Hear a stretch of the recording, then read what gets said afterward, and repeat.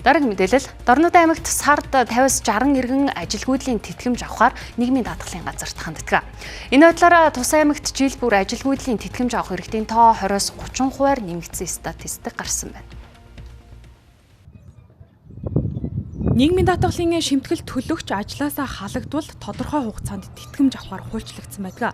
За Дорнод аймгийн хэмжээнд 1034 байгууллагын 18,000 гаруй ажилтан 4200 гаруй сайн дурын даатгуулагч нийгмийн даатгалаа тогтмол төлж байна. Өнгөрсөн оны байдлаар гэхэд эдгээр иргэдийн 788 нь ажлаасаа халагдаж нийгмийн даатгалын сангаас 2.3 тэрбум төгрөгийн тэтгэмж авчээ.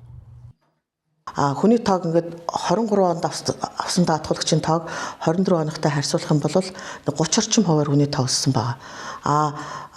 Олгосон зардлын хувьд бол 2024 онд нийт 788 даатгуулагчид 2.3 тэрбум төгрөгийн ажилгүйдлийн тэтгэмж олгосон байна. Энэ 23 онтой харьцуулах юм бол 26 орчим хувиар өссөн. За яагаад өсөж байгаа гэхээр хүний тоо айхтар нэмэгдээгүй байж яагаад энэ зардал өсөж байгаа гэхээр засгийн газраас нөгөө цалин хөдөлмөрийн хөлс түнтэй адилдах орлогыг тогтмол үе шаттайгаар нэмэгдүүлж байгаатай холбоотой зардал өсөж байгаа.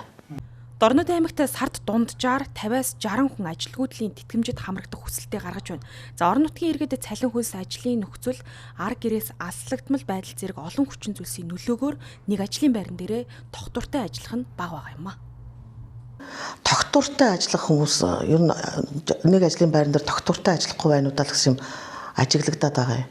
Нэгд хоёрт уул уурхайн компанид манай Дорнод аймгаас бол маш олон өөр аймаг уул уурхай юунуудад ажилтгийг. Уул уурхайн компаниас ингээд юунаас ажлаас гарч орж байгаа тохиолдол аягүй их байдаг. Тэгээ ер нь сард дунджаар нэг 50 гаруй 60-аад ажилгүйдлийн тэтгэмж авах хүсэлт ирж байгаа. Тэндээс яг цэвэр эрхүүсээ тогтоогч байгаа нэг 60 орчим л